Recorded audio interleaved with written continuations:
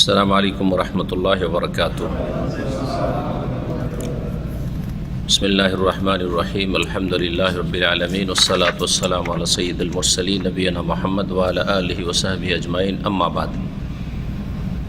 ফাকাদ ক্বালাল মুআল্লিফু রাহিমাহুল্লাহু তাআলা ওয়া আন আবি হুরায়রা রাদিয়াল্লাহু আনহু ক্বাল ক্বালা রাসূলুল্লাহ সাল্লাল্লাহু আলাইহি ওয়াসাল্লাম উনজুরু ইলা মান হুয়া আসফালা মিনকুম ওয়া লা তানজুরু ইলা মান হুয়া ফাওকাকুম ফাহুয়া আজদারু আল্লা তাজদারু নি'মাতাল্লাহি আলাইকুম, মুত্তাফাকুন আলাইহি।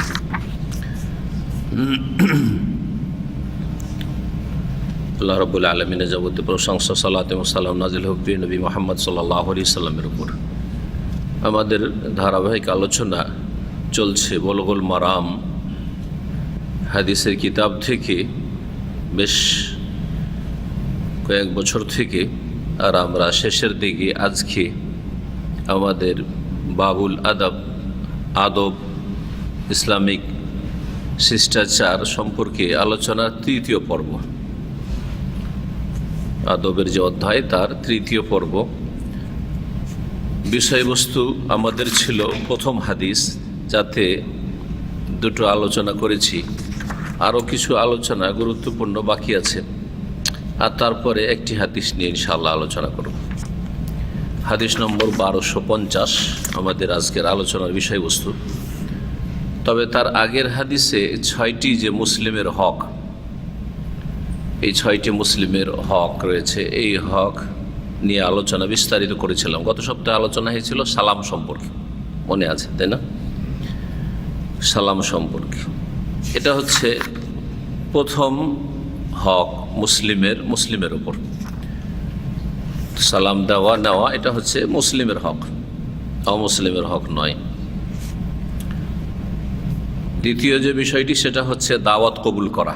রাসূলুল্লাহ বলেছেন যে ইজা দাআকা ফাজিহু, যদি দাওয়াত দেয় তাহলে কবুল করো। কেউ যদি তোমাকে দাওয়াত দেয় তো কবুল করো। অথবা ইজাবাতু দাঈ, এ হচ্ছে খাবারের দাওয়াত। এটা হচ্ছে দিনের দাওয়াত। তো দিনের দাওয়াত তো আলাদা বিষয়, কিন্তু যেটা এখানে কিতাবুল আদবে আমাদের আলোচ্য বিষয় সেটা হচ্ছে খাবার দাবারের দাওয়াত, জিয়াফত যেটা। আল্লাহ রাব্বুল আলামিন এই দাওয়াতের কথা কোরআনে কারীমের সূরা আহজাবের আয়াত নম্বর 53-তে উল্লেখ করেছেন। রাসূলুল্লাহ সাল্লাল্লাহু আলাইহি ওয়াসাল্লাম ওলিমার দাওয়াত দিয়েছিলেন। যায়েনব রাদিয়াল্লাহু তাআলা আনহাকে বিবাহ করেছেন ওই উপলক্ষে ওলিমার দাওয়াত।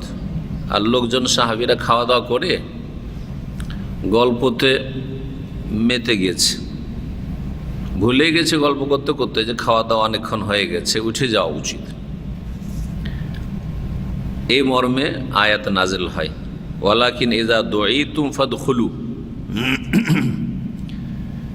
তবে তোমাদেরকে যখন দাওয়াত দেওয়া হবে তখন বাড়িতে প্রবেশ করো। মানে যেই টাইম বেঁধে দেওয়া হবে ওই টাইমে যাও, আগে থেকে বসে থাকিও না। পাকশাক হয়নি, আগে থেকে গিয়ে বসে আছেন, ধরেন দুপুরের খাবার 2টোর দিকে হবে মনে করেন, আপনাকে দেখতে হবে যে আপনাদের ওখানে কীরকম হয় সচরাচর, এটা দেখতে হবে। আর না হলে টাইমটা জিজ্ঞেস করে নিতে হবে। জোহর নামাজ পড়ে গিয়ে বসে আছেন, সমস্যা, তাই না? বাড়িওয়ালার জন্য রাত্রে যেসব দাওয়াতগুলি চলছে শহরে আজকাল, অনেক দেরিতে দাওয়াত, তাহলে আপনাকে জেনে নিতে হবে যে আপনার দাওয়াতের সময়টা কোন সময়। মানে এসব নামাজ পড়ে গিয়ে বসে আছেন, আর এই যে বাঙালি দাওয়াত তামামে, ও পাকশাকি শুরু হবে রাত 11টায়। জি হ্যাঁ, তাহলে 12টার আগে তো খেতে পাবেন না, তো রাত 7টা 8টায় গিয়ে বসে থাকলে কাজ হবে। এই জন্য সময়টা, প্রথম কথা সময় ফিক্স হওয়া উচিত দাওয়াতের। আর পাকশাকের আগে খাবারের অপেক্ষায় গিয়ে বাড়িতে ধর্ণা দেওয়া, বসে থাকা, এটা নিষেধ করেছেন আগের অংশে এই আয়াতের। তারপরে বলছেন যখন তোমাদেরকে দাওয়াত দেওয়া হবে তখন তাদের বাড়িতে প্রবেশ করো, যে অমুক সময় আসবেন, তার আগে যাবেন না। ফাইদা টাইম, তোমার খাওয়া দাওয়া যখন শেষ হয়ে যাবে, ফান্তাশিরু, তখন তোমরা ছড়িয়ে পড়ো, নিজের নিজের কাজে চলে যাও। ওয়ালা মুস্তানিসিনা লিহাদিস, গল্প গুজবে মেতে থাকিও না। খাওয়া দাওয়ার পরে কিন্তু বেশ কিছুক্ষণ ধরে গল্পগুজব চলে।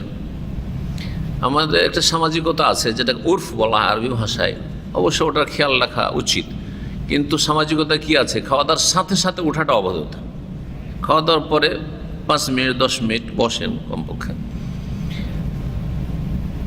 তার মধ্যে বাড়িওয়ালা হয়তো অনেক সময় চা দিয়ে থাকে, আরবরা যেমন চা দেয়, অথবা আমাদের বাঙালি সমাজে কিছু মিষ্টি জাতীয় কিছু দেয়।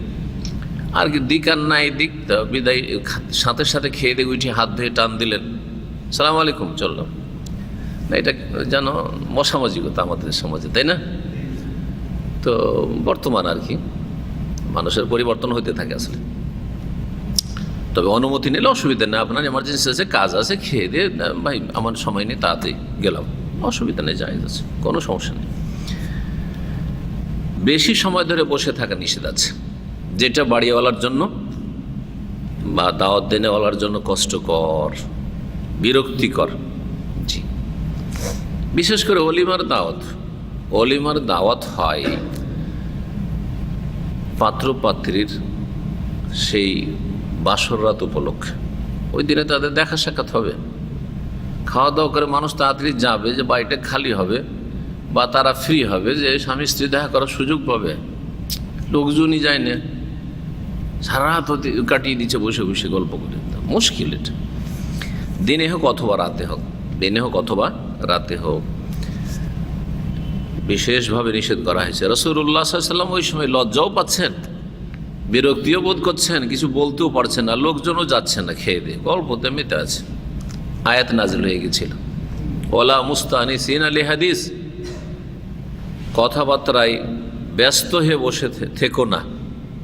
জি, ইন্না যালিকা কানা ইউজিন নবী, কারণ এতে নবীকে কষ্ট দেওয়া হবে।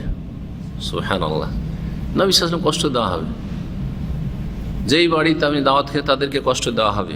ফায়াস্তাহি মিনকুম, তিনি লজ্জা পাচ্ছেন, কিছু বলতে পারছেন না, যে জাযাকাল্লাহ খায়ের, খাওয়া দাওয়া হয়েছে, যান। বলতে পারবে? আমরাই বলতে পারবো না, তো নবী সাল্লাল্লাহু আলাইহি ওয়াসাল্লাম কি করে বলবেন, তাই না? আল্লাহু লা ইয়াস্তাহি মিনাল হক, তবে আল্লাহ লজ্জা করেন না সত্য কথা বলতে, হক কথা বলতে। আল্লাহ তোমাদেরকে সতর্ক সাবধান করে দিচ্ছেন যে খেয়ে দিয়ে বসে থাকিও না।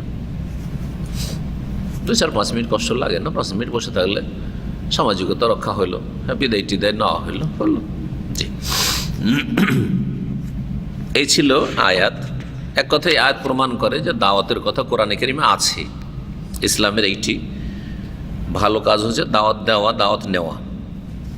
দাওয়াত সম্পর্কে অনেক হাদিস রয়েছে, দু একটি হাদিস সেখানে বলা যেতে পারে। আব্দুল্লাহ বিন উমর রাদিয়াল্লাহু তাআলা আনহুমা থেকে সুনান আবু দাউদে হাদিস রয়েছে, ক্বালা রাসূলুল্লাহ সাল্লাল্লাহু আলাইহি ওয়াসাল্লাম বলেছেন, মান দুইয়া ফালাম ইউজিব, কাউকে যদি দাওয়াত দেওয়া হয় আর দাওয়াত যদি কবুল না করে, ফাকাদ আসাল্লাহ ওয়া রাসূলাহ, তাহলে যেই ব্যক্তি দাওয়াত কবুল করলো না, সে আল্লাহ এবং তার রাসূলের নাফরমানি করলো, বিরুদ্ধাচরণ করলো, গুনাহর কাজ করলো। তাহলে দাওয়াত দিলে দাওয়াত কবুল করতে হবে। সহিহ মুসলিমে আছে, ইযা দা আহাদুকুম আখাহু ফালিউজিব, তোমাদের কোনো ব্যক্তি যদি নিজ ভাইকে মানে মুসলিম ভাইকে দাওয়াত দেয়, ফালিউজিব, তাহলে যেন অবশ্যই কবুল করে দাওয়াত। তৃতীয় হাদিস আছে, ওয়াইদা দুইয়া আহাদুকুম ইলা ওয়ালিমাতি উরসিন, তোমাদের কোনো ব্যক্তিকে যদি বিবাহের ওয়ালিমার দাওয়াত দেওয়া হয়, ফালিউজিব, তাহলে অবশ্যই যেন কবুল করে। একটি হাদিস আরেকটি হাদিসের ব্যাখ্যা করে, একটা কথা আর একটা কথার পরিপূরক। আগের কথাগুলি আম ছিল, যে কোনো দাওয়াত দিলে যেন কবুল করে, কিন্তু শেষ হাদিসটা কিন্তু বিশেষভাবে খাস করে দিল কিসের সাথে? ওয়ালিমাত উরস, বিবাহের যদি ওয়ালিমার দাওয়াত হয় তাহলে যেন অবশ্যই কবুল করে। এই হাদিস প্রমাণ করে। এই জন্য ফুকাহা কিরামরা বলেছেন যে সাধারণ দাওয়াত কবুল করা হচ্ছে সুন্নাত, মুস্তাহাব, ভালো, জরুরি নাই যে এখন আমাকে দাওয়াত দেবেন, আপনাদের কেউ দাওয়াত দেবে এইখানে অথবা বাসাতে, যে আপনাদের সবার দাওয়াত থাকলো, জরুরি নয় যে আপনাকে দাওয়াত কবুল করতেই হবে, কারণ এটা সাধারণ দাওয়াত। কিন্তু কেউ যদি বলে যে আমার বিবাহের দাওয়াত আছে, ওয়ালিমার দাওয়াত আছে, আপনাদের সকলের দাওয়াত, তাহলে এই দাওয়াতে যদি আপনার শরীয়তি কোনো ওজর না থাকে তাহলে কবুল করতে হবে। স্বাস্থ্যগত যদি ওজর থাকে অসুস্থ খেতে পারবো না, অনুমতি নিতে হবে। জি, এই কথাই ওলামারা বলেছেন। হ্যাঁ, শরীয়তি ওজর হচ্ছে যে তার যে দাওয়াত দিচ্ছে খাবারের, সেই খাবার হারাম, তার ইনকাম সোর্স পুরোটাই হারাম। যদিও অধিকাংশ মানুষের পুরোটা ইনকাম সোর্স হারাম থাকে না। এক শ্রেণীর লোকের আবার এই ক্ষেত্রে অধিক সতর্ক, বেশি চরমপন্থী। সতর্ক বলবো না, চরমপন্থী। এত চরমপন্থা ঠিক নয়। আত্মীয় স্বজনদের কাউরি সুদি কারবার আছে, অথবা ঘুষখোর অফিসার, কিন্তু ওর তো বেতন আছে, ডিউটি করে, বেতনের টাকাটা তো হালাল। না না, ঘুষখোরের বাড়ি দাওয়াত খাওয়া হারাম, সুদখোরের বাড়ি দাওয়াত খাওয়া হারাম। সবটাই যদি তার সুদ, এর ইনকাম ছাড়া কোনো ইনকামই না থাকে, হারাম ব্যবসা ছাড়া আর কোনো যদি ইনকাম সোর্সই না থাকে, তাহলে তো হারাম। অথবা যেই টাকাটা দিয়ে দাওয়াত দিচ্ছে কোনো একটা উপলক্ষে, এটা লটারি জিতেছে সেই জন্য দাওয়াত দিচ্ছে, তাহলে জানতে হবে যে হারাম দাওয়াত, রুজি হারাম, এই যেটা দাওয়াত দিচ্ছে সেটাই হারাম, তাহলে জায়েজ নয় দাওয়াত না। অথবা যে দাওয়াত অনুষ্ঠান হবে সেখানে বিভিন্ন পাপ হবে, নারী পুরুষ অবাধ মেলামেশা, আজকাল যেমন বিয়ের অনুষ্ঠানগুলিতে হচ্ছে। অথবা ধরেন সেখানে নাচ গান হবে, সেখানে মহিলাদের ভিডিও ক্যামেরা করা হবে, অথবা মহিলাকে পাত্রীকে কন্যাকে বসিয়ে দেখানো হবে সবকে, এগুলো হারাম কাজ। তাহলে এরকম দাওয়াতে নেওয়া যাবে না। তখন এগুলো হচ্ছে শরীয়তি কারণ, দাওয়াত মানে অগ্রাহ্য করার বা কবুল না করার, তখন জায়েজ। জায়েজ নয়, অনেক সময় জরুরি, ফরজ। হারাম জায়গাতে যাওয়া, অবস্থান করা জায়েজ নয়, কারণ হারামের সমর্থন করা হবে। একমাত্র হারাম জায়গায় যাওয়া জায়েজ হবে কখন? যখন হারামকে নির্মূল করতে পারবো, সেখান থেকে সরিয়ে দিতে পারবো। আমি এমন একটা জায়গায় দাওয়াত দিয়েছি, সেখানে হারাম কাজ হবে, কিন্তু আমি গেলে করতে পারবে না, তাহলে যেতে হবে, যাওয়া জরুরি। কিন্তু যদি দেখা যায় আমার চাইতে বেশি ওরা ক্ষমতাবান, ওরা এমন, হ্যাঁ, সব নেতা মাথা, যে আমার কথার কোনো মূল্যায়নই হবে না সেখানে, আমি তাদের কাছে দুর্বল, সুতরাং এইরকম হারাম জায়গায় দাওয়াত নেওয়া জায়েজই নয়, আমার জন্য যাওয়াই জায়েজ নয়। তারা জালেম, আর জালেমদের সাথে আল্লাহ বসতে নিষেধ করেছেন। কোরআন কারীমে দুটি আয়াত রয়েছে মনে। দাওয়াতের ক্ষেত্রে এই বিষয়গুলি মনে রাখতে হবে। অনেক সময় ফ্যামিলি দাওয়াত, আপনার শ্বশুর বংশে বিবাহ শাদীতে পাঠাতে হচ্ছে স্ত্রীকে, অথবা নিজেকে যেতে হচ্ছে, তো যাওয়া যাবে, শরীয়তি বাধা যদি না থাকে। হ্যাঁ, আর রুজি সবগুলি হারাম নয়, তাদের কিছু হারামও খায়, অসুবিধা নেই, যদি শরীয়তি কোনো বাধা না থাকে, অর্থাৎ সেখানে হারাম অন্যায় কিছু না হয়। অন্যায় দেখছেন, কিছুই বলতে পারছেন না, অন্যায়ের প্রতিবাদ করতে পারছেন না, বা প্রতিবাদ করলে আপনার কোনো কথার সেখানে মূল্যায়ন হয় না, তাহলে যাবেন না আপনি। তাই ভাষ্যকার বলছেন, ওয়াল ইজাবাত ফি দাওয়াতিল উরসি ওয়াজিবাতুন, বিবাহের দাওয়াত কবুল করা হচ্ছে ওয়াজিব। ওয়া ফিমা আদাহা মিনাদ দাওয়াতি, আর অন্যান্য যত রকমের দাওয়াত হোক না কেন, সেগুলি এমনি জায়েজ, যেগুলি দাওয়াত সেগুলি হচ্ছে মানদুবাতুন, মুস্তাহাব। কবুল করলে ভালো, না কবুল করলে কোনো অসুবিধা নেই।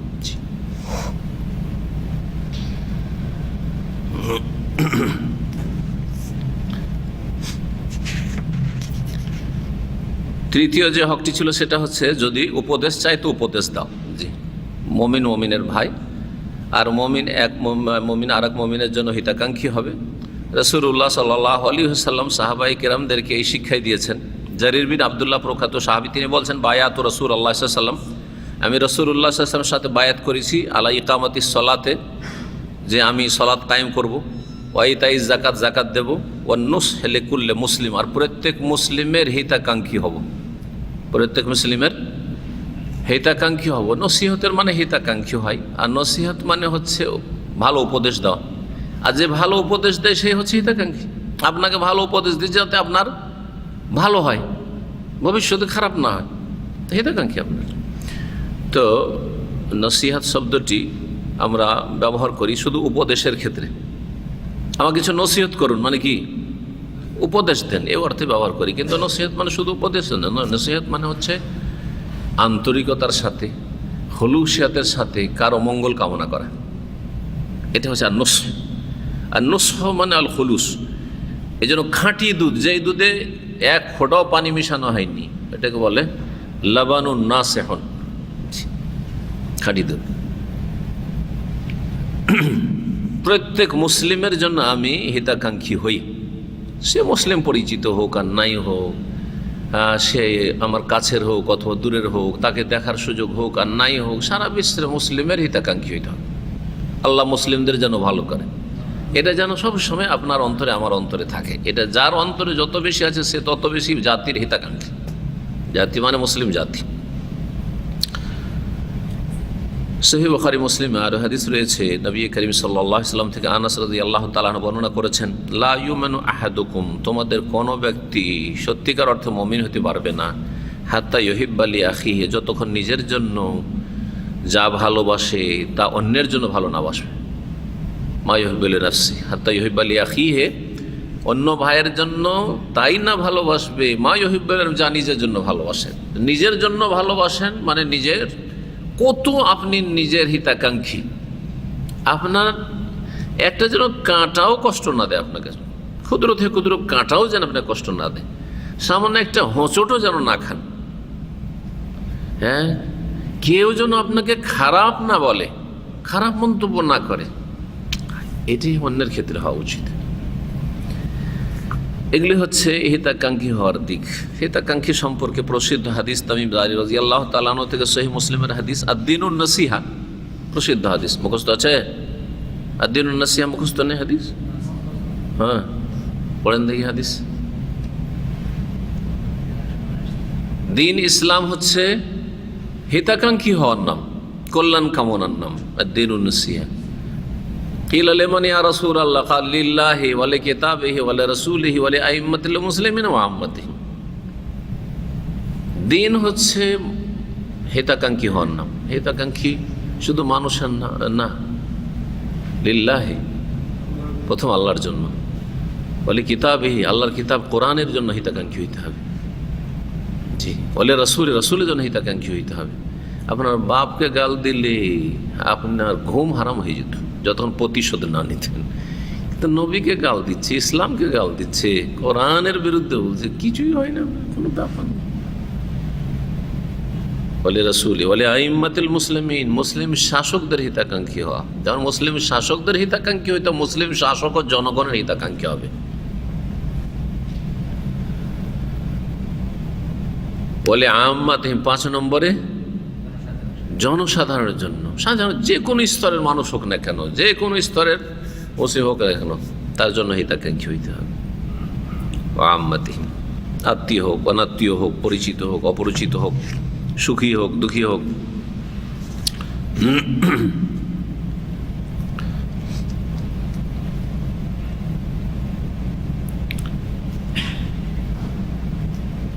জনগণের বিষয়টা আমরা বিশেষ করে শিখি, কারণ আমরা জনগণ, তাই না? আপনারা অধিকাংশ মানুষ হচ্ছে পৃথিবীর জনগণ, জনসাধারণ, নেতৃস্থানীয় ব্যক্তি অল্প, পৃথিবীর দুনিয়ার নেতৃত্ব দিচ্ছে, তাই না? তো জনগণের মাঝে কি করে হিতাকাঙ্ক্ষী হবেন, এগুলি হচ্ছে এইরকম যে তাদের ইহকাল পরকালে যাতে কল্যাণ, সেই রাস্তা দেখাবেন। জনগণের জন্য এমন তাদেরকে দিক নির্দেশনা দেবেন যাতে তাদের ইহকাল পরকাল কল্যাণ হয়। তাদেরকে সাহায্য করা, দিনের কাজে দুনিয়ার কাজে সাহায্য করা। কাউকে দিন শিখার জন্য, দিন ইসলাম বুঝে না, কিছুই জানে না, নামাজ পড়ে না, কোন রকমের নামাজের রাস্তাটা ধরে নিক, সহি আকিদা না, ভ্রান্ত শিরকি আকিদা, তৌহিদের রাস্তাটা ধরে নিক, এগুলি হচ্ছে সবচেয়ে বেশি হিতাকাঙ্ক্ষী হওয়া। কারণ এর মাধ্যমে তারা দুনিয়া আখিরাত সবটাই ভালো করলেন। দুনিয়া মুসলিম হয়ে থাকলো আর মরণের পরে জান্নাত যেতে পারলো। দুনিয়ার ক্ষেত্রে একটা লোকের চাকরি নেই, চাকরির সন্ধান করে দিলেন, শুধু শুনলেন না, হয়তো এই সপ্তাহে শুনলেন যে ভাই অনেক ভাই দেখছি চাকরি নেই, কিন্তু তারপরে একটু চেষ্টা করলেন যে দেখি এদিক সেদিক কোনো জায়গায় চাকরির খোঁজ খাজ পাই নাকি, নিজের জন্য খুঁজছেন, ওইরকম খোঁজ খাজ করলেন। আগামী সপ্তাহে এসে খবর দেন, হ্যাঁ ভাই এরকম চাকরির সুযোগ সুবিধা আছে। কিন্তু আপনার কিছুই লাভ নেই ভাবছেন, অনেকে ভাবছেন আমার লাভই কি, এটার গুরুত্ব দিয়ে লাভ কি, তার প্রয়োজন আছে বললো, আমার শোনার শুনলাম, এতে কি। কিন্তু আপনার কত যে নেকির লাভ আছে, যে এক মুসলিমের পাশে দাঁড়ায় আল্লাহ তার সাহায্য করে, হাদিসগুলি নেই তো? যে ব্যক্তি দুনিয়ার কারো বিপদ আপদকে হালকা করবে, আল্লাহ আখিরাতের বিপদ আপদকে হালকা করে দিবে, হাদিস নেই? প্রসিদ্ধ হাদিস, অনেক লাভ আছে। আজকে কারো আপনি উপকারে আসলেন, কালকে আপনার দুর্দিন আসতে পারে, তখন অন্যকে দিয়ে আল্লাহ ওর কাজা করাবেন যে তুই একসময় করেছিস, এখন তোর জন্য অন্যরা করছে। সাহায্য সহযোগিতা করা, যে যেমন সহযোগিতার মানে মুখাপেক্ষী হয়। যদি কারো দোষ ত্রুটি থাকে ঢেকে রাখা, দোষ ত্রুটি দিয়ে যদি বেশি ক্ষতি না হয়, অন্যের কোনো ক্ষতি নাই, তাহলে ঢেকে রাখার চেষ্টা করা। এ না যে সব কথা বলে বেড়াইতে হবে, যথাসাধ্য ঢাকতে হবে মানুষের দোষ ত্রুটি। একটা মেয়ের সামান্য কিছু দোষ ত্রুটি আছে আপনার পাড়া প্রতিবেশী, এখন ওই দোষটা যদি আপনি বলে দেন তো যারা শুনবে তারা কত মুখে যাবে, আর তারপর হয়তো ওই মেয়েটার ভবিষ্যতে অন্ধকার আর বিয়ে হচ্ছে না, অথচ মেয়েটা কোনো বড় ব্যভিচারে হয়তো লিপ্ত হয়নি।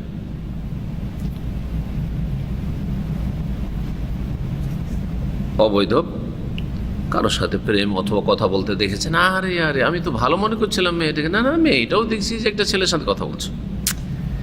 এই কথাটা কত মুখে চলে গেল, অথচ শুধু আপনি হয়তো দেখেছিলেন। তাকে সংশোধন করার জন্য ব্যক্তি জীবনের দোষ ছিল, তার বাপ মায়ের মাধ্যমে যেভাবে হোক না কেন, তার আত্মীয় স্বজন, তার ভাইয়ের মাধ্যমে কোনো রকম সংশোধনের চেষ্টা করতে পারতেন, আর এরকম দোষ ত্রুটি লুকিয়ে রাখতে পারতেন। আপনি তার জীবনটাকে নষ্ট করে দিলেন। এরকম বহু উদাহরণ হইতে পারে, বহু উদাহরণ হইতে পারে। অনেক সময় চাকরি বাকরি করতে গিয়ে সাথে কলিগরা আছে, তাদের ত্রুটি আছে, কাজকর্মের ত্রুটি আছে। এখন এই দোষ ত্রুটিগুলো ফোরম্যান জালেম, সুপারভাইজার জালেম, সবসময় মেশিনের মতো কাজে দেখতে চায়, বেচারা কখন অসুস্থ থাকছে, অলসও হইতে পারে। যদি এই কথাগুলি সবসময় যখন তখন লাগিয়ে দেন, তাহলে ওর চাকরিটাই চলে যাবে, হয়তো কত ক্ষতি করে দিলেন। তো দোষ ত্রুটি লুকিয়ে রাখে, যখন চরম অপরাধ হয়ে যাচ্ছে, বড় ধরনের অপরাধ হয়ে যাচ্ছে, প্রতিষ্ঠানের বড় ধরনের ক্ষতি করে দিচ্ছে, অথবা এর কারণে এই দোষটা ঢেকে রাখলে আরও বড় মানে অপরাধী হয়ে যাবে বা অন্যরা ক্ষতিগ্রস্ত হবে, তখন সতর্ক করার জন্য বলতে হবে, যাতে অন্যরা ক্ষতিগ্রস্ত না হয়। এই জন্য সব দোষ চর্চা করা জায়েজ নয়। আসল হচ্ছে যে দোষ চর্চা করাই হচ্ছে গীবত, হারাম। বিশেষ বিশেষ ক্ষেত্রে যেখানে দোষ ত্রুটি তুলে ধরলে সংশোধন হবে, ইসলাহ হবে, উন্নতি হবে, সেখানে তুলে ধরতে হবে। এইরকমই কাউকে ক্ষতি থেকে রক্ষা করা, কারো উপকার করা, ভালো কাজের উপদেশ দেওয়া, অন্যায় কাজে বাধা দেওয়া, মায়া করা, ছোটদের মায়া করা, বড়দের সম্মান করা, জি হ্যাঁ, খোঁজ খবর নেওয়া ইত্যাদি, ধোঁকাবাজি না করা, হিংসা না করা। আল্লাহ আমাকে দেয় না, আমার কাছে নেই, আরেকজনের কাছে আছে, আপনি কেন হিংসা করবেন? আপনি কি হিংসা করে পেয়ে যাবেন? কখনো পাবেন না, কখনো পাবেন না। এগুলো হচ্ছে সব হিতাকাঙ্ক্ষী হওয়ার অন্তর্ভুক্ত। নিজের জন্য যেটা ভালোবাসেন অন্যের জন্য ভালোবাসবেন, নিজের জন্য যেটা খারাপ লাগে অন্যের জন্য সেটা খারাপ লাগবে। এগুলি উপদেশ দেওয়া ফরজে কেফায়া, উপদেশ সবাইকে দিতে হবে। একটা লোক ভুল করেছে, সবাইকে বলতে হবে আপনাদের? একজন বললেই যথেষ্ট। একটা লোকের মোবাইল বেজে উঠেছে, পাশে দু চারজন যায়, সবাই বকাবকি শুরু করেছেন। এটা অনেক সময় করেন, এরকম উচিত নয়। বিশেষ করে নতুন লোক হলে তো আরো মুশকিল। বাপ রে বাপ, আর যাওয়া যাবে না এখানে।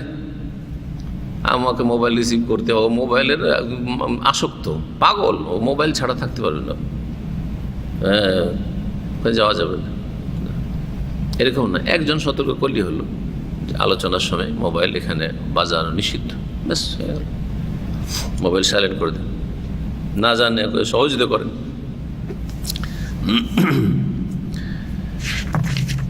4 নম্বর বিষয় ছিল কি, যদি কারো হাঁচি পড়ে আর আলহামদুলিল্লাহ বলে, তাহলে তার জবাব দেওয়া ইয়ারহামুকাল্লাহ বলে। জি, আর ইয়ারহামুকাল্লাহ যখন বলবে তখন ওর জবাবে কি বলবে? ইয়াহদিকুমুল্লাহ ওয়া ইসলিহু বালাকুম। জি, এই হাঁচির জবাব দেওয়া ওয়াজিব নয়, মুস্তাহাব। হাঁচির জবাব দেওয়া মুস্তাহাব। উপদেশ দেওয়া, উপদেশের যার প্রয়োজন রয়েছে, একে উপদেশ দেওয়ার দরকার রয়েছে, ফরজে কিফায়া, কিন্তু হাঁচির জবাব দেওয়া মুস্তাহাব, সুন্নাত। মুস্তাহাব মানে সুন্নাত, মুস্তাহাব আর কি। হাঁচির জবাবের সময় যেহেতু নাক দিয়ে মুখ দিয়ে কিছু বেরোতে পারে যেটা পাশের লোকের জন্য ক্ষতিকারক এবং মানে দৃষ্টিকটু, অরুচিকর একটা, যার ফলে ওই সময় মুখ ঢাকা উচিত, নাক মুখ ঢাকা উচিত, ফুকাহারা বলেছেন।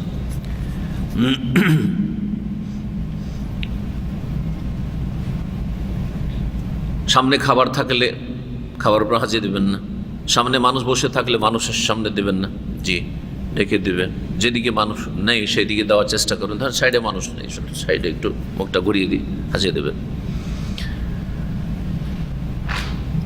এই হাসির জবাব ফরজে কেফায়া, ফরজে কেফায়া, তার মানে সবাই মিলে জবাব দিতে হবে জরুরি নয়। যেমন সালাম আলাইকুম, তাহলে কিছু লোক ওয়ালাইকুম সালাম বললে চলে, তাই না? ওই রকমই সালাম দেওয়ার ক্ষেত্রে একজন সালাম দিলে 4-5 জন আছেন, একজন সালাম দিলেন, সবার পক্ষ থেকে হয়ে গেল, আপনি প্রতিনিধি। ঠিক ওই রকমই ইয়ারহামুকাল্লাহ একজন বা একাধিক কয়েকজন বললেই চলে, কিন্তু সবাই বলতে হবে জরুরি নয়। যদি কেউ আলহামদুলিল্লাহ না বলে তাহলে হাসির জবাব ইয়ারহামুকাল্লাহ দেবেন। এর আগে বিষয়টি হয়েছে। কিন্তু ছোট ছেলে অথবা নিউ মুসলিম, ইসলাম সম্পর্কে কোনো জ্ঞান নেই, আজকাল নিউ মুসলিমদের মতো অনেক মুসলিম হাসির জবাব দিতে হয় এই মশলাই জানে না, এই আদবই জানে না, তাহলে শিখাইতে হবে। যারা জানেন না তাদেরকে শিখাইতে হবে। যেমন সালামের ক্ষেত্রে মাসলা পড়েছেন যে যুবতী মহিলার সালাম নেওয়া দেওয়া যাবে না, কারণ ফিতনার আশঙ্কা আছে, তাই না? বুড়ি হইলে অসুবিধা নেই। ঠিক এরকম হাঁচির জবাব, এক মহিলার হাঁচি পড়েছে, ভাবির হাঁচি পড়েছে, রহমকাল্লাহ দুলা ভাইয়ের সাথে আলহামদুলিল্লাহ বলেছে রহমকাল্লাহ, জবাব এগুলো ফিতনার কারণ হইতে পারে। বেগানা পুরুষ যার সাথে বিবাহ যায় তাদের সাথে এগুলো জবাব দেওয়া দেয় নাই, ওলামারা বলেছেন। তবে বয়সিকা হলে অসুবিধা নেই, আর মাহারাম মহিলা হলে কোনো অসুবিধা নেই, দেবে। 5 নম্বর বিষয় ছিল অসুস্থ হলে খোঁজ খবর নিবে। ইয়াদাতুল মারিজ মানে হচ্ছে খোঁজ খবর নেওয়া, এবং যার যেই রকমের তার সাথে সম্পর্ক রয়েছে ওই রকমভাবে হক আদায় করবে। সবাই একই স্তরের নয়, এই ক্ষেত্রে এই বিষয়টি বলেছিলাম। কাউকে তো হাসপাতাল নিয়ে যেতে হবে, কিন্তু আপনাদের নিয়ে যাওয়া লাগবে না, 1-2 জন এরকম লাগবে, তাই না? একটা লোক অসুস্থ হয়েছে, দেশে নিয়ে যাওয়া লাগবে, একাই যেতে পারবে না, তার ঘনিষ্ঠ ব্যক্তি যদি থাকে তো একজন সাথে সঙ্গী হয়ে নিয়ে যাবে, ইত্যাদি ইত্যাদি। তাহলে রোগীর খোঁজ খবর নেওয়ার বিষয়টি একই রকম না। কমপক্ষে খোঁজ খবর নেওয়া মানে যে কোনো মুসলিমের ক্ষেত্রে কেমন আছেন, ভালো আছেন, আল্লাহ আপনাকে ভালো রাখুক, চিন্তা করবেন না, ভালো হয়ে যাবেন, আল্লাহ বাসতাহর ইনশাআল্লাহ, যে দোয়াগুলি রয়েছে, বা এমনি নিজের ভাষায় দোয়া করলেন আল্লাহ শেফা দিক আপনাকে, ইত্যাদি। এর অনেক ফজিলত রয়েছে। অসুস্থ ব্যক্তিকে দেখাশোনা করলে বা দেখতে গেলে অনেক ফজিলত রয়েছে। একটি হাদিস তিরমিজিতে রয়েছে, মা মিন মুসলিমিন ইয়াউদু মুসলিমান মারিজান, কোন মুসলিম যদি আরেকজন মুসলিম রোগীর দেখাশোনা করে বা দেখতে যায়, খোঁজ খবর নেই, গদুয়াতান সকালবেলা, ইল্লা সাল্লা আলাইহি সাবউনা আলফা মালাক, 70,000 ফেরেশতা দোয়া করতে থাকবে, হাত্তা ইউমসিয়া, সন্ধ্যা পর্যন্ত। সন্ধ্যা 70,000 ফেরেশতা দোয়া করতে থাকবে। খালি এটা অসুস্থ ভাই, কে পাশের রুমে অসুস্থ আছে, অথবা বিল্ডিং অসুস্থ আছে, অথবা দূরে, জরুরি নয় যে কাছে একবারে হইতে হবে, কিন্তু তার সাথে যোগাযোগ আছে, দেখা সাক্ষাৎ হয়, জানেন। যদি তার খোঁজ খবর না নেন তাহলে সম্পর্কে অবনতি ঘটতে পারে। যদি এমন লোক হয় যে তার সাথে এমনিও দেখা সাক্ষাৎ হয় না, জরুরি নয় তাহলে যে যত লোক দামামে অসুস্থ হচ্ছে আমাদের খোঁজ খবর নিয়ে নিয়ে দেখা করতে যেতে হবে, কিন্তু জানেন যে দেখা সাক্ষাৎ হয় আর হাসপাতালে ভর্তি আছে, তাহলে হাসপাতালে কমপক্ষে একবার দেখে আসবেন, দোয়া দিয়ে আসবেন, খোঁজ খবর নিয়ে আসবেন। সকালবেলা গেলে 70,000 ফেরেশতা সন্ধ্যা পর্যন্ত দোয়া করতে থাকবে। ওয়াইন আদাহু আশিয়াতান, আর বৈকালে যদি তার দেখাশোনা করতে যাওয়া দেখতে যায়, ইল্লা সাল্লাল্লাহু আলাইহি সাবউনা আলফা মালাক, 70,000 ফেরেশতা দোয়া করতে থাকবে, হাত্তা ইউসবিহা, সকাল পর্যন্ত। বিকেলবেলা গেছিলেন রোগী দেখতে, সকাল পর্যন্ত 70,000 ফেরেশতা রহমতে দোয়া করতে থাকবে। জি, কত বড় ফজিলত! এই নেক আমলগুলি মুস্তাহাব বা সুন্নাত হইলেও, ওয়াজিব না হইলেও অনেক ফজিলতের, এবং এই সুন্নতগুলি মৃত আজকালকার মুসলিম সমাজে। অধিকাংশ লোক খোঁজ খবর নিতে যায় না, একমাত্র যদি বিশেষ খাতির থাকে, তাহলে বিশেষ খাতির থাকে। অসুখ মানে যেটাকে সাধারণত ওই রকম অসুখ বলা হয়। ধরনের সর্দি কাশি হয়েছে, ঠান্ডা লেগেছে, আমাকে সর্দি কাশি হয়েছে, তো খোঁজখবর নিতে যেতে হবে, জরুরি নেই। হ্যাঁ, কিন্তু এমন অসুখ হয়েছে যে অসুখে হাসপাতালে ভর্তি, অথবা হাসপাতালে ভর্তি না হইলেও ডিউটি করতে পারছে না, কি ব্যাপার, আসতে পারেনি, অফিস আসতে পারেনি, হ্যাঁ, কাজকর্মে আসতে পারেনি, লোকটাকে দেখি নেয় ইত্যাদি, এরকম ধরনের অসুখ। অনেক সময় সেটা জ্বরও হইতে পারে। জ্বর যদি ওই রকম মারাত্মক জ্বর হয়, জ্বরে বিছানায় পড়ে আছে, ডিউটি করতে পারছে না, তাহলে এটি অসুখ। এমন হালকা অসুখ নেই যেগুলোতে চলাফেরা, কাজকর্ম সব কিছু করছে, এইরকম ক্ষেত্রে এটি সুন্নত নয় বা এমন কোনো বিষয় নয় আসলে। ওই হাদিসে আরেকটা ফজিলত রয়েছে, 70,000 ফেরেশতা সকালে দোয়া করতে থাকবে, সকাল থেকে বিকেল, আর 70,000 ফেরেশতা বিকেলে যদি দেখাশোনা করতে যায় বা দেখতে যায়, তাহলে সকাল পর্যন্ত দোয়া করতে থাকবে সন্ধ্যাবেলা থেকে। ওয়াকান আল্লাহু খারিফুন ফিল জান্নাহ, আর তার জন্য জান্নাতে একটি বিশেষ বাগান তৈরি করা হবে, জান্নাতে স্পেশাল বাগান। হাদিসুন হাসান, হাদিসটি হাসান। অধিকাংশ ফুকাহা কেরামগণ বলেছেন যে রোগী দেখতে যাওয়া বা রোগীর খোঁজ খবর নেওয়া হচ্ছে মুস্তাহাব সুন্নাত। জি, অধিকাংশ ফুকাহাদের মতে ঠিক।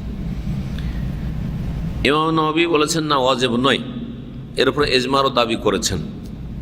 তবে ইমাম বুখারী রাহমাতুল্লাহ আলাইহি আরও বেশ কিছু ওলামার আছেন যারা বলছেন যে যেহেতু নবী সাল্লাল্লাহু আলাইহি ওয়াসাল্লাম তাকিদ করেছেন, সেই জন্য এটা ওয়াজিব। তাহলে বিষয়টি ইখতিলাফি, ইজমা নেই। কোনো কোনো ওলামারা বা মুহাদ্দিসরা কি বলেছেন যে রোগীর খোঁজ খবর নেওয়া ওয়াজিব। জি হ্যাঁ, কখনো কখনো ওয়াজিব, কিন্তু সবসময় ওয়াজিব এটি অল্প কিছু ওলামাদের মত। জি,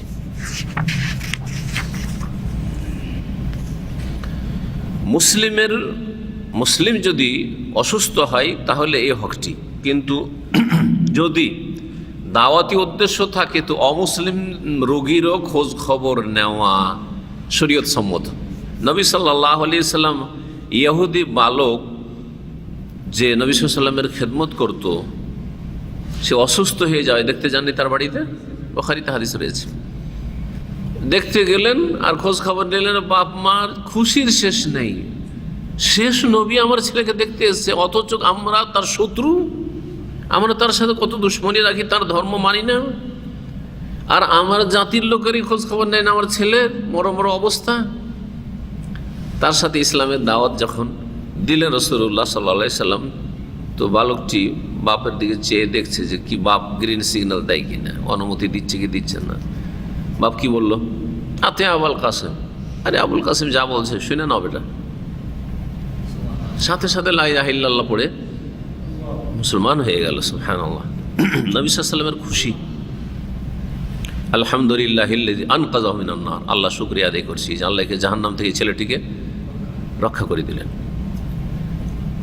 নবী সাল্লাল্লাহু আলাইহি ওয়াসাল্লামের চাচা আবু তালেব কাফির, কুফরের অবস্থায় মারা গেছে, যখন মৃত্যু শয্যায় অসুস্থ তখন দেখতে গেছেন, দ্বীনের স্বার্থে দেখতে গেছেন এবং ইসলামের দাওয়াত দিয়েছেন। সুতরাং অমুসলিমকে খোঁজ খবর নেওয়া অসুস্থ অবস্থায় যদি তাতে দ্বীনের স্বার্থ থাকে অথবা জাতির স্বার্থ থাকে, আমার মুসলিমের স্বার্থ আছে, এই অসুস্থ ব্যক্তিকে যদি দেখতে যাই তাহলে তার অনিষ্ট অন্তত কমানো যাবে, সে মুসলিমদের ক্ষতি করবে না বা মুসলিমদের পক্ষে থাকবে, মুসলিমদের পক্ষে কথা বলবে, ফেভারে থাকবে, তাহলে যাবে না, যদিও ইসলাম গ্রহণ না করুক। আবু তালেব ইসলাম গ্রহণ করেনি, কিন্তু নবীর ফেভারে ছিল। জি,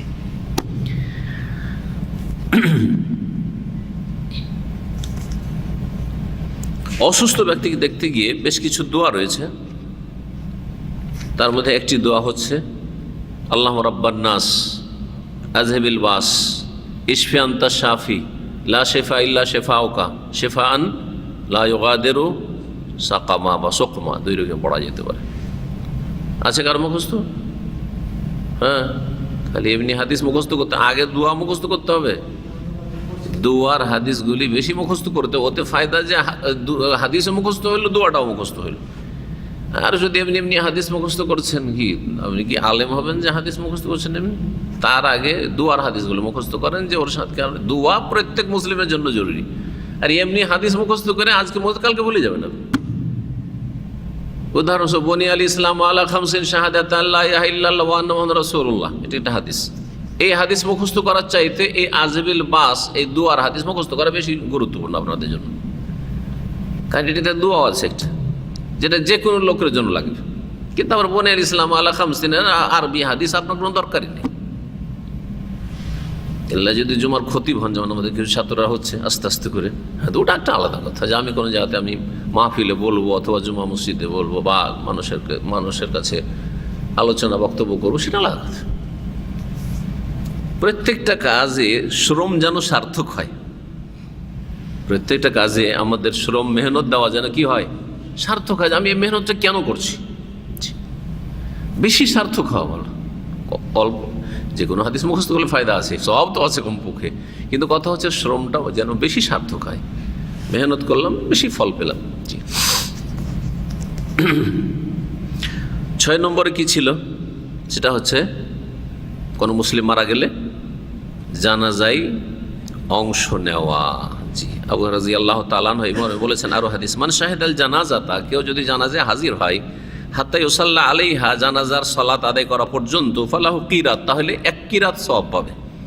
ওমান শাহিদাহা, আর কেউ যদি জানাজায় উপস্থিত হয়, জানাজাও পড়লো, হাত্তা তুদফানা, দাফন পর্যন্ত থাকলো, দাফন করিয়ে আসলো কবরে, ফালাহু কিরাতানে, তো সে 2 কিরাত সওয়াব পাবে। কিলা, তখন জিজ্ঞেস করা হলো রাসূলুল্লাহ সাল্লাল্লাহু আলাইহি ওয়াসাল্লামকে, ওমাল কিরাতানি ইয়া রাসূলুল্লাহ, 2 কিরাত কি জিনিস বা কিরাত কি জিনিস? কালা মিসলাল জাবালাইনিল আজিমাইনি, 2টো বিশাল পর্বতের মতো। কেউ শুধু জানাজা পড়লেন, যেমন এখানে জানাজার বেশ কিছু মসজিদ আছে দাম্মামে, জানা আছে আপনার, তাই না? এরাইয়ার মসজিদ মনে হয় এখন কমে গেছে জানাজা, তাই না? এই জাওয়াজাতের কাছে যে মসজিদটা, আর একটা ছিল ফয়সাল বিন তুর্কি যে জলবিয়াতে, ওটাও কমে গেছে এখন। এখন নিয়মিত প্রতিদিন জানাজা জোহরে আর আসরে, জোহরে না থাকলে আসরে তো আছেই, সেটা হচ্ছে জামাল ফুরকান, আল ফুরকান মসজিদ, যেটা আপনার 19 যে আপনি এয়ারপোর্টের দিকে যাচ্ছেন বা রিয়াদ যাবেন, তখন যে বাম দিকে বড় যে মসজিদ, বড় মিনারাওয়ালা, ওই মসজিদে প্রতিদিন পাবেন। অনেক গাড়িওয়ালারা, আমাদের দিনী সার্কেল একটা আছে আমাদের, কিন্তু ট্যাক্সিওয়ালাদের, যারা লেমুজিন ট্যাক্সি চালায়, দিনদার ভাইরা দেখি প্রায় ওখানে কিন্তু নামাজ পড়ে। কোনো সময় আমি হয়তো কোনো কাজবশত দিয়ে গেছি জোহরে অথবা আসরে, অথবা চলে গেছি কোনো জানাজায়, তো দেখি মাশাআল্লাহ অনেকে আছে, এমনিও যেতে থাকে মাঝে মধ্যে। নামাজটা এদিকে না পড়ে টান দিলাম, 5-7 মিনিট 10 মিনিটের মধ্যে ওখানে গিয়ে নামাজটা পড়লাম, জোহর অথবা আসর। এটা হলো কি, জোহরের সাথে সাথে একটা জানাজা হলো, আসরের সাথে সাথে কয়েকটা জানাজাও পেয়ে গেল, একসাথে কয়েকটা করে জানাজা থাকে, কারণ ওখান থেকে সুবিধা, কবরস্থানও কাছে হচ্ছে, সুবিধাজনক মানুষের জন্য, পার্কিংও আছে। তো যাই হোক, জানাজায় যাওয়ার চেষ্টা করবেন, কবরস্থানে মাঝে মাঝে যাওয়ার চেষ্টা করবেন, কারণ তাতে পরকাল স্মরণ আসবে। সবাইকে যেতে হবে। জানাজায় প্রত্যেকের জন্য হাজির হওয়া হচ্ছে সুন্নাত, প্রত্যেকের জন্য যদি যায় তো সুন্নাত, মুস্তাহাব। আর কিছু মুসলিমদের জানাজায় শরীক হওয়া ফরজে কিফায়া, জানাজার সালাত ফরজ, কিছু মুসলিমকে অবশ্যই জানাজায় হাজির হতে হবে, না হলে এর দাফন কাফন করবে কে, এর জানাজা পড়বে কি, বিনা জানাজায় থেকে যাবে, বিনা দাফন থেকে যাবে। সুতরাং কাজটি হচ্ছে ফরজ, কিছু লোক আদায় করলে বাকি লোকের ফরজ আদায় হয়ে গেল। তো বাকি যে লোকগুলি থাকলো, কারণ এখানে আমরা যে লোকগুলি আছি, এটা জানাজার খবর আসলে আমাদের সবার জন্য কি সুন্নাত, সবার জন্য হচ্ছে সুন্নাত, মুস্তাহাব। আর কিছু লোক এমন গেল যাতে জানাজাটা হয়ে যায়, এটাতে কি হয়ে গেল, আমাদের সবার পক্ষ থেকে ফরজ আদায় হয়ে গেল, একে বলা হয় ফরজে কিফায়া। কিন্তু এশার আজান হইল, আমাদের এশার নামাজ পড়তে হবে, তখন কি বলবো, কিছু লোক গেলেই হবে, আর বাকি লোকের এখানে আমরা এলেম শিখি নাকি, চলবে না? ফরজে আইন, এর নাম হচ্ছে ফরজে আইন, প্রত্যেকের উপরে ফরজ। জি।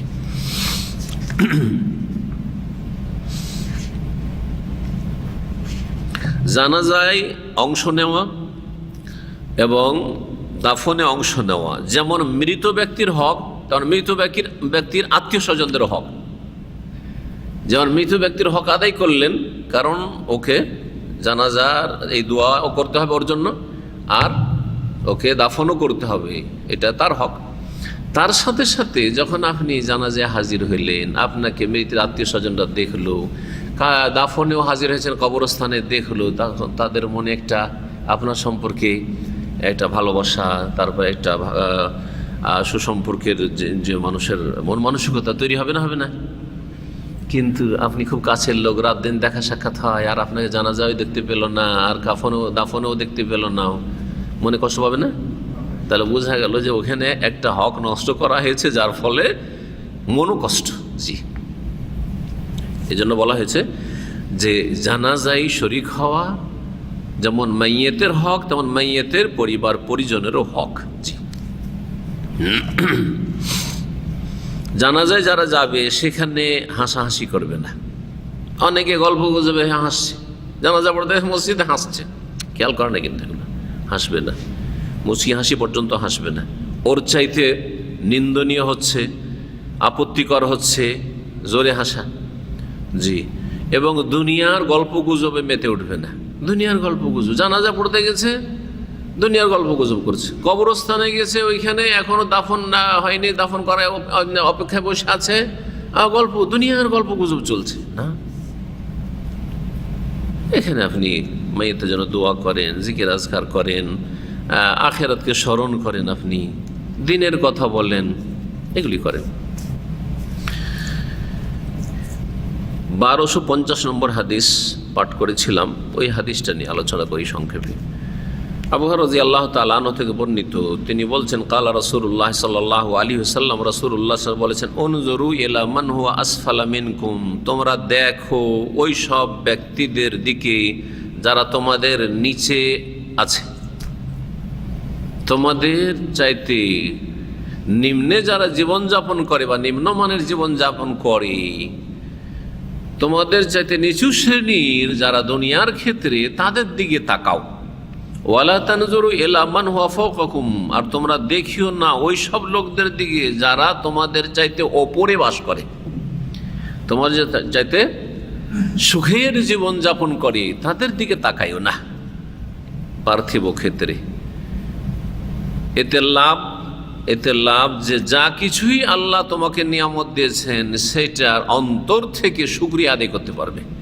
আল্লাহর নিয়ামতকে কখনো তুমি তুচ্ছ জ্ঞান করবে না, অবহেলা করবে না, ছোট মনে করবে না। ফাহুয়া আজদারু আল্লাহ তাজদারু নেমতাল্লাহ আলী, কারণটা এখানে হাদিসে বলে দিয়েছে রাসূলুল্লাহ সাল্লাল্লাহু আলাইহি ওয়াসাল্লাম, এটা অধিক যুক্তিযুক্ত হবে। আল্লাহ তাজদারু, যে তোমরা তুচ্ছ মনে করবে না, নেমতাল্লাহ আলাইকুম, তোমাদের উপর আল্লাহর অনুগ্রহকে, নিয়ামতকে ছোট মনে করবেন না। যখন নিচের দিকে তাকাবেন তখন আপনার কাছে যা আছে তাতে মনে করবেন যে আল্লাহ আমাকে অনেক দিয়েছেন, আল্লাহ আমাকে অনেক ভালো রেখেছেন,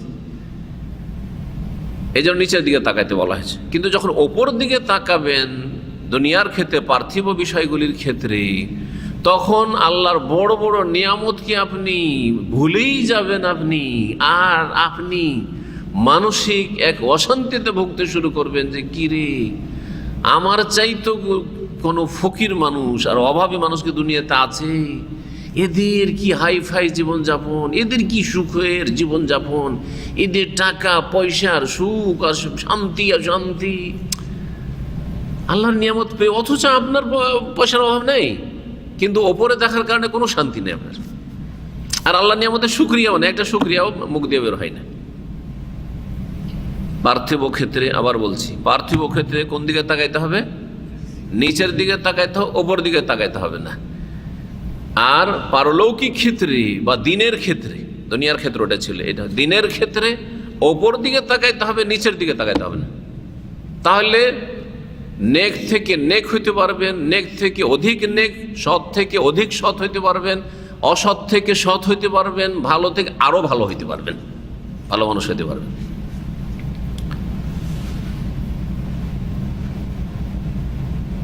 যদি আপনারা মনে করেন যে আলহামদুলিল্লাহ আমি শুক্রবার সকালবেলা আসি আর সকাল থেকে সারাদিন ইসলামিক সেন্টারে ক্লাস করি আর রাত্রে 9টা 10টাতে এখান থেকে যাই, আমার মতো শিখে কি আমি খুব ভালো শিখছি। আপনি নিচের দিকে দেখা শুরু করলেন, এটা দিন, কিন্তু হ্যাঁ দিনের ক্ষেত্রে উদাহরণ দিচ্ছি। যদি অহংকার আসে তাহলে তো গুনাহগার, কিন্তু কথা হচ্ছে অহংকার নাও যদি আসে, অহংকারের জন্য বলছেন না, আপনি নিজে মনে করছেন যে আমি অনেক অ্যাডভান্স, আমি আর সারাদিন শিখি, বিভিন্ন সাবজেক্টের উপরে আমি সারাদিন থাকি শুক্রবারে। অনেকে আছে মাসে একবার আসে না। নিচের দিকে তাকালেন আপনি, দিনের ক্ষেত্রে কোন দিকে তাকালেন? নিচের লোকেরা কয়টা লোক আসে জুমার দিনে, কয়টা লোক তো দেখেন জুমার পরে 1 ঘন্টার জন্য অনেক লোক ছিল, এখানে জায়গা দেওয়া যাচ্ছিল না জুমার পরে, আর এখন মাত্র কয়টা লোক। আপনি তখন চিন্তা করলেন যে আমি অনেক ভালো, এই কিছু লোক আছে শুধু 1 ঘন্টার জন্য আসে, আর দুপুরটাতে খাওয়া দাওয়া শেষ হলে আবার টান দেয় তো দেয়, আর আমি সকাল থেকে আছি। অথচ আপনি শনিবারে আসেন না, বৃহস্পতিবারে আসেন না, আরও যেসব দর্শে আসেন না, আরও রাগা সেন্টার ধরেন দর্শ হচ্ছে সেখানেও যান না। তাহলে দিনের ক্ষেত্রে কোন দিকে তাকালেন আপনি? নিচের দিকে তাকালেন। তাহলে আপনার মধ্যে অহংকার আসবে, কিন্তু আপনি দিনের ক্ষেত্রে বেশি উন্নতি করতে পারবেন না। দিনের ক্ষেত্রে বেশি উন্নতি না, এলেমে বেশি উন্নতি করতে পারবেন না। আমলের ক্ষেত্রেও যদি নিচের দিকে তাকান তো উন্নতি করতে পারেন। আমলের দিকে আলহামদুলিল্লাহ আমি 5 ওয়াক্ত নামাজ জামাত মিস করি না, ফজরটাও আমি জামাত মিস করি না। অনেকে আছে ফজর পড়ে না, অনেকে আছে ফজর পড়ে কিন্তু জামাতে যায় না। এইভাবে আপনি নিচের দিকে তাকালেন দিনের ক্ষেত্রে। একটা এলেমের উদাহরণ, একটা আমলের উদাহরণ দিচ্ছি আপনাকে। এলেম শেখার একটা উদাহরণ, আর একটা হচ্ছে আমলের উদাহরণ। এইরকম নিচের দিকে তাকালে অনেকে জামাতে যায় না, নামাজ পড়ে না, আর আমি তো আলহামদুলিল্লাহ কোনোদিন জামাত মিস করি না। তাহলে আপনার ইমান আমলে উন্নতি হবে না, ইমান আমলে উন্নতি হবে না। কিন্তু এর বিপরীতে যদি আপনি তাকাইতেন যে অনেকে আছে যারা তাহাজ্জুদ পড়ে, আমি আজ পর্যন্ত তাহাজ্জুদ পড়তে পারলাম না, কেন পারবো না? তারা পড়ে, আমি কেন পারবো না? অনেকে প্রতিদিন সালাতুদ দোহা পড়ে, আমি কেন পারবো না? একটু গুরুত্ব দিলেই হয়। অনেকে সবসময় উজুতে থাকার চেষ্টা করে, আর উজু ঘুমায়, উজু করে ঘুমায়, আমি কেন ঘুমাইতে পারবো না? এবার যদি তাকানো শুরু করে দেখবেন যে ধীরে ধীরে ধীরে ধীরে অনেক উন্নতি করেছেন আপনি, বুঝছেন? এলেম শেখার ক্ষেত্রেও আমি জুমার দিন আসছি সারাদিন, অনেকেই জিজ্ঞাসা করি তো বৃহস্পতিবারও ছিল, আবার শনিবারও থাকবে, আবার মঙ্গলবার অথবা বুধবারও থাকবে ইত্যাদি। এইভাবে আমি কেন থাকবো না? দেখি আর একটা দিন বাড়াই, আমি আরও বাড়িও, ওদের মতো হওয়ার চেষ্টা করি। তাহলে দেখবেন যে অনেক আপনি কি করেছেন, এলম এবং আমলে উন্নতি করতে পেরেছেন। এই জন্য ওলামারা বলছেন, এখানে ভাষ্যকার ওই বিষয়টি উল্লেখ করেছেন, নবী করিম সাল্লাল্লাহু আলাইহি সাল্লাম দুনিয়ার ক্ষেত্রে নিচের দিকে তাকাতে বলেছেন, যাতে করে মনে পরিতৃপ্তি আসে। 1000 রিয়াল বেতন, তাতে কিন্তু আপনি অনেক সুখী, মনের দিক থেকে খুব শান্তিতে আছেন, সুখে আছেন, পরিতৃপ্তি আছে, আপনার জি আছে অতি। কেন? দুনিয়ার ক্ষেত্রে নিচে তাকিয়েছেন। হ্যাঁ, যে অনেকে 300, 400, 500 টাকা, তারপর 5-6 মাস বেতন পায় না, আমি মাস শেষ হওয়ার আগে বেতন পাই, বা মাস শেষ হলেই পাই বেতন, 1 মাসের বেতন আমার বাকি নেই, আলহামদুলিল্লাহ খুশি, মনটা কত খুশি আপনার, তাই না?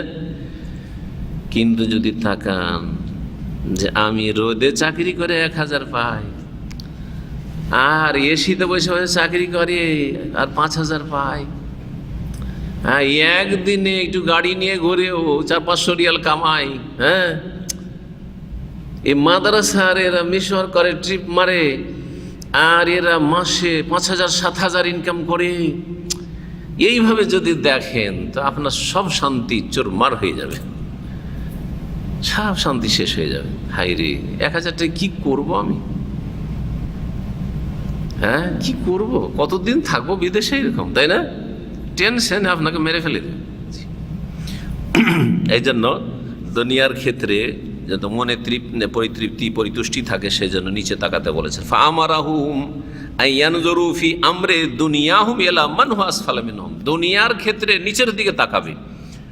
জি, দুনিয়ার ক্ষেত্রে শুধু টাকা পয়সার ক্ষেত্রে নাই, শরীর স্বাস্থ্যের ক্ষেত্রেও যখন আপনি দেখবেন যে আমি সুগারের রোগী, প্রেশারের রোগী, বাকি সবাই তো সুস্থ, ওফ আমার জিন্দগিটাই বেকার, তাই না? কিন্তু যখন দেখবেন যে আলহামদুলিল্লাহ আমি এখন আমার সুগার কন্ট্রোলে আছে, প্রেশার কন্ট্রোলে আছে, আলহামদুলিল্লাহ সুস্থ চলাফেরা করছি, কাজকর্ম করতে পারছি। অনেকেই তো হার্টের রোগী, জি, অনেকের কি হয়েছে যেটাকে বলছে বাইপাস হয়েছে, আলহামদুলিল্লাহ তাদের চাইতে ভালো আছে। অনেকে হাসপাতালে মাসকে মাস ভর্তি আছে, মুমূর্ষ অবস্থায় আছে, জি।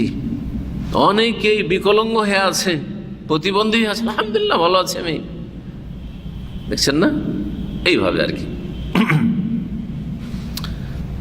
এইরকম স্ত্রী ছেলে মেয়ের ক্ষেত্রে, ও আমার স্ত্রী কালো, ভালো না দেখতে, আমার শুধু মেয়ে ছেলে নাই, তাহলে মনে শান্তি পাবেন না। আলহামদুলিল্লাহ আল্লাহ নবীর জন্য মেয়ে বাছাই করেছেন, মেয়ে সন্তান, আমাকে কন্যা সন্তান, আলহামদুলিল্লাহ, এটা নবীর সুন্নাত এটা, হ্যাঁ। তারপরে মেয়ে তোমার বরকত আছে, আমার স্ত্রী কালো হইলো আখলাক চরিত্র ভালো, ওইটাই হচ্ছে আসল। হ্যাঁ, অনেকের স্ত্রী দেখতে সুন্দরী কিন্তু পরকে লিপ্ত, আলহামদুলিল্লাহ আমি একটা সতী নারী পেয়েছি, শান্তি শান্তি শান্তি। তো উদাহরণের শেষ নেই, বহু উদাহরণ জীবনে রয়েছে। প্রত্যেকটি ক্ষেত্রে মনে রাখতে হবে যে আলহামদুলিল্লাহ। দেখেন, মানুষের দুনিয়ার চাওয়া যদি শুরু করি তো চাওয়ার শেষ নেই। তাহলে আপনার এখানে আমিও শান্তি পাবো না, দাম আমি ভালো লাগে না, যদি মক্কায় থাকতাম, মদিনায় থাকতাম, কত ভালো লাগলো, মনটা চাই না? কিন্তু আমি যদি ওই দিকে তাকাইতে থাকি তো আমার শান্তি হবে না। আলহামদুলিল্লাহ আমি এখানে দাওয়াতের ক্ষেত্র পেয়েছি, আর দাওয়াতে যে আল্লাহ আমার বরকত দিয়েছে, সেটা হয়তো আমার মক্কা মদিনা হইতো না, আলহামদুলিল্লাহ শান্তি শান্তি, জি। এইভাবে সব কথাই চিন্তা করতে হবে, যে অবস্থায় আছি ওটা আমার জন্য অনেক ভালো, আলহামদুলিল্লাহ। আল্লাহ আমার জন্য একটা মুসলিম এত সুন্দর তৌহিদের দেশকে বাছাই করেছেন, এখানে আল্লাহ রেখেছেন, কোনো কাফের দেশে না। আমার চাইতে কত নেক নেক মানুষ, ভালো মানুষকে আল্লাহ কাফের দেশে কত যে বিপদে আছে, আর কত যে বালা মুসিবতে আছে, কত যে তাদের প্রোটেস্ট করে বাঁচতে হচ্ছে, সারা জীবন জেহাদি জীবন, কখন যে কি হয়ে যায়, কখন যে কি হয়ে যায়, হাহাকার অবস্থা। আলহামদুলিল্লাহ, চিন্তা করেন তো দেখি, পয়সা না থাকলেও শান্তি, অসুস্থ থাকলেও শান্তি।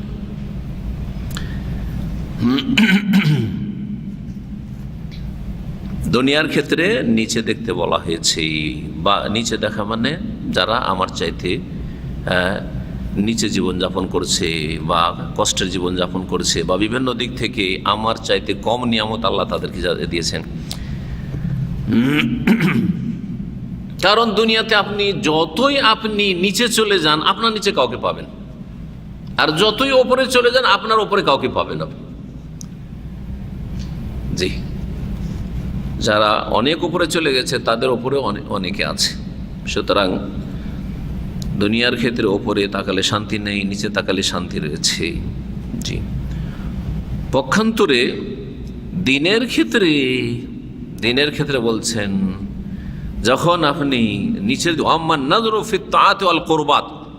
নেকির কাজের ক্ষেত্রে, আল্লাহ সন্তুষ্টির কাজের ক্ষেত্রে, ফায়ামবাগি আইয়ানজুরা ইলা মান হুম আ'লা মিনহু, নেকির কাজের ক্ষেত্রে, এলমের ক্ষেত্রে, আমলের ক্ষেত্রে, জি, আখিরাতের জন্য সম্বল সঞ্চয় করার ক্ষেত্রে ওপর দিকে দেখতে হবে, দেখা উচিত। ওপর দিকে দেখলে তখন নিজের দোষগুলি ধরা পড়বে, যে আমার মধ্যে এত ত্রুটি। এই ঢুকছি একটা মহিলার এমনি ছবি, শুধু চেহারা খোলা ছিল, তাতে আস্তাগফিরুল্লাহ করছে, তাড়াতাড়ি বন্ধ করছে।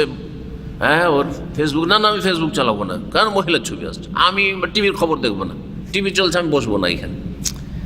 আর আমি কি করে নোংরা ছবি দেখছি, আমি চুল খোলা, বডি খোলা, হাত পা খোলা।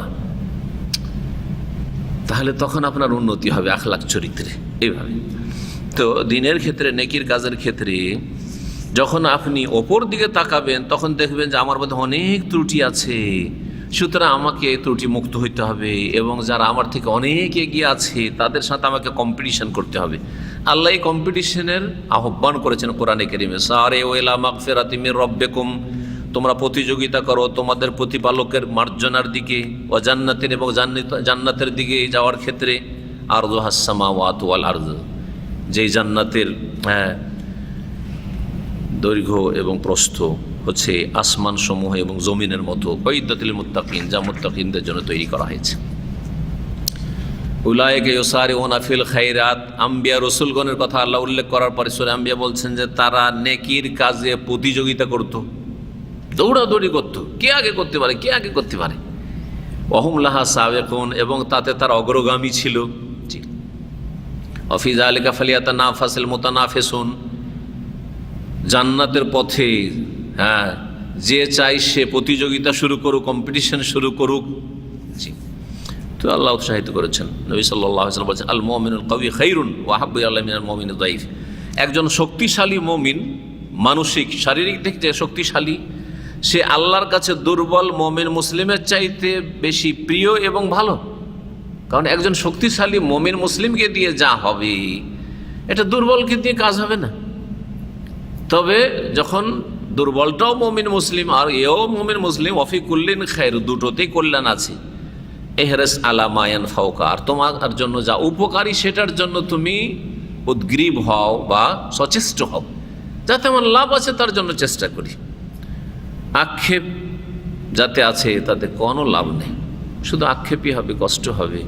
ওয়াস্তাইন বিল্লাহ, আল্লাহর কাছে সাহায্য চাও। ওয়ালা তাজাজ, আর হিম্মত হারিও না, দুর্বল হয়ে পড়িও না, মনোবল দুর্বল করিও না যে আমার দ্বারা কি হইতে পারে। যারা বলবে যে আমার দ্বারা আর কি আর হবে, আমি তো অযোগ্য, আমার কাছে এলেম নাই, কালাম নাই, আমার কোনো যোগ্যতা নেই, আমি দুর্বল অসুস্থ মানুষ, তার দ্বারা কিচ্ছু হবে না। অসুস্থ হই, যাই হোক না কেন, বিপদে থাকি কিনা কারণ এই সময়টাতে আমি কিছু করব। জি, ডাক্তার জাকির নায়েক সম্পর্কে শুনেছি, আল্লাহ হেফাজত করুন ওনার।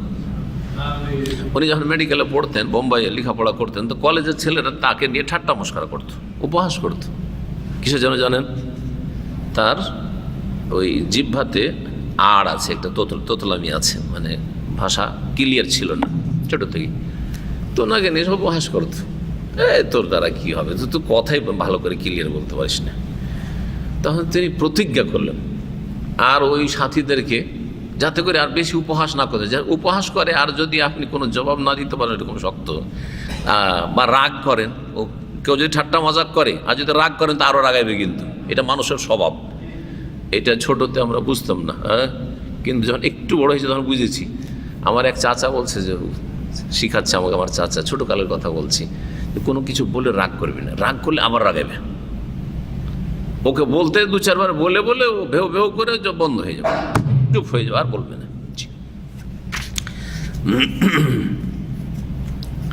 তো উনি বলেছিলেন যে তোরাকে একদিন দেখাবো, আমি এই আমার তোতলা ভাষা জবান নিয়ে, আমার এই ভাঙা ভাষা নিয়ে আমি কিছু করে দেখাবো তোরাকে। আসলে মানুষ প্রতিজ্ঞা করলে মানুষের মধ্যে অনেক প্রতিভা আছে, যেটা হয়তো চাপা পড়ে আছে, লুকিয়ে আছে, সেটা উন্মোচিত হয় না বা যেটার বিকাশ ঘটে না অনেক সময়। অনেক ছেলে আছে সুবহানাল্লাহ, এখানে বাংলাদেশ থেকে 16 বছর বয়সে ছেলেটা চলে এসেছিল, মাত্র মনে হয় মাধ্যমিক পাশ করেন, মাধ্যমিক ফেল করে চলে এসছে। আসার পর ছেলেটা তখন দাঁড়িয়ে মোচ কিছুই গজায়নি, ইসলামিক সেন্টারে আসে। তখন ওকে বললাম যে তোমার এই বয়সে মাদ্রাসায় ভর্তি হয়ে যাও, ভালো। আমি বলেছিলাম অনেক আগে, 2002-এর দিকে এরকম কথা বলেছিলাম। একবার ঝোঁকও নিল যে চলে যাব, কিন্তু সাবালক হয়ে গেছে আর হিম্মত করতে পারলো না, হিম্মত করতে পারলো না যে মাদ্রাসা ভর্তি হবো, আবার 8-10 বছর লাগবে আলেম হইতে। চলেন শেখ আপনার কাছে একটু ভালো করে পড়ি। তো আমার কাছে বেশ কিছু জিনিস পড়লো, কোরআন হাদিস যা পড়লো। কিছুদিন আমি তাজবিদও পড়িয়েছিলাম, তাজবিদের ক্লাস করেছিলাম। কয়েকটি ছেলে ওতে ছিল, মনে আছে কি আরও পুরাতনদের, ওই পুরানো সেন্টারে। তো যাই হোক, তারপরে ও গিয়ে এখন বাংলাদেশে জানেন মাহফিল করে বেড়াচ্ছে, দায়ী মানে মাহফিল করে বেড়াচ্ছে, জলসা করে বেড়াচ্ছে, ওয়াজ মাহফিল, কোথায় বাড়ি আর কোথায় মাহফিল করে বেড়াচ্ছে। নাম জানছে, এই যে ভাইয়ের নাম বলছে, ওদের মাহমুদ। আজকে দেখবেন মাহমুদ বিন কাসেম বক্তা আজকাল ফেসবুকে 8-9 পড়া অথবা আন্ডার ম্যাট্রিক, মাধ্যমিক পাস করেনি, এরকম অবস্থা চলে এসেছিল। যে ওই যে পাসপোর্ট করে দিয়ে কালি টালি দিয়ে ওইরকম করে মনে হয় এসেছিল। আমার এই বয়সে তোমার আশা, কিন্তু পারিবারিক পরিস্থিতিতে চলে এসেছিল, পড়াশোনা করেনি। তো দেখেন এর মধ্যে যে প্রতিভা আছে, সে একজন দায়ী হয়ে যেতে পারবে, বক্তা হয়ে যেতে পারবে, এবং এমন আলতু ফালতু কথা বলে না, যথেষ্ট পড়াশোনা করে বলে। আর মাঝে মধ্যে আমাকে মেসেজ দিয়ে মাসলা মাসাইল সম্পর্কে জিজ্ঞেস করে, বক্তব্য একটা রেডি করার আগে আমাকে জিজ্ঞাসা করে এই সম্পর্কে কিছু বিভিন্ন দিক নিয়ে, এই দিকগুলিতে আমি কি বলতে পারি, ইত্যাদি ইত্যাদি। তো মানুষ চেষ্টা করলে মানুষের দ্বারা সব কিছু সম্ভব। কার মধ্যে কি যোগ্যতা যে লুকায়িত আছে সেটা আপনারা কেন, আমিও জানতাম না। কথা বোঝা গেছে না? তো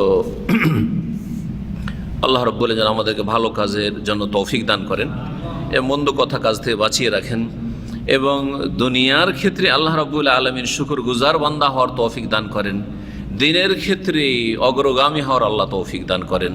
সুবহান রাব্বিকা রাব্বিল ইজ্জাতি আম্মা ইয়াসিফুন ওয়া সালামু আলাল মুরসালিন ওয়ালহামদুলিল্লাহি রাব্বিল আলামিন। প্রশ্ন? মাশাআল্লাহ, আজকে 9টায় শেষ করে দিচ্ছি। খুব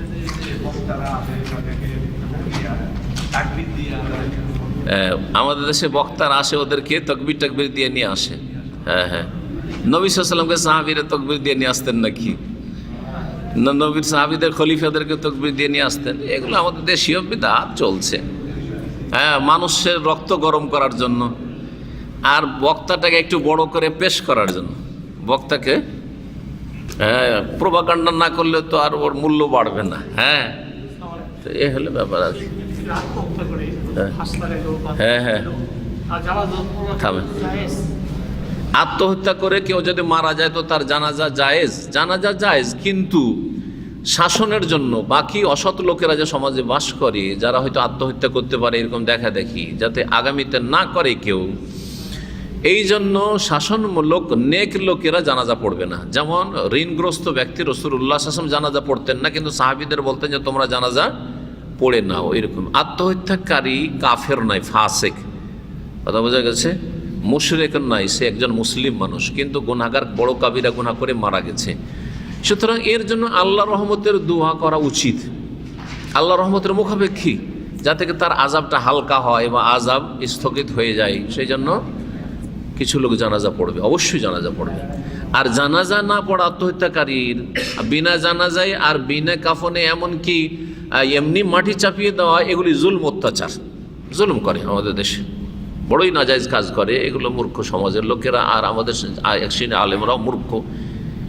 সুবহানাল্লাহ, এমনি আমাদের অঞ্চলে বলে আঢালা মাটি, মানে ওই যে বাঁশ টাঁস দেয়, ওগুলো দেবে না, কিচ্ছু দিবে না, এমনি মাটি চাপিয়ে দেয়। আউযুবিল্লাহ, জানাজাও পড়লো না, এমনি মাটি চাপিয়ে দিল।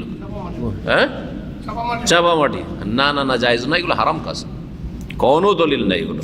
জি, মুসলিম মোহতারাম সম্মানিত, যদিও ফাসেক হোক না কেন, হ্যাঁ, যে শিরক করে মারা গেছে, মাজারে সেজদা করে মারা গেছে, মাজারে বিশ্বাসী, তার জানাজা পড়া জায়েজ নয়। নাস্তিক, তার জানাজা পড়া জায়েজ নয়। বেনামাজির জানাজা, যেহেতু বেনামাজি ইখতিলাফি মাসলা, যারা বলবে যে বেনামাজি বড় কাফের, এটাই ঠিক, তাদের জানাজা পড়া জায়েজ নয়। বেনামাজি হয়ে মারা গেছে, কথা বোঝা গেছে? বাকি যে কোনো ফাসেকের জানাজা পড়া যেতে পারে, মদ ঘরে জানাজা পড়া যাবে।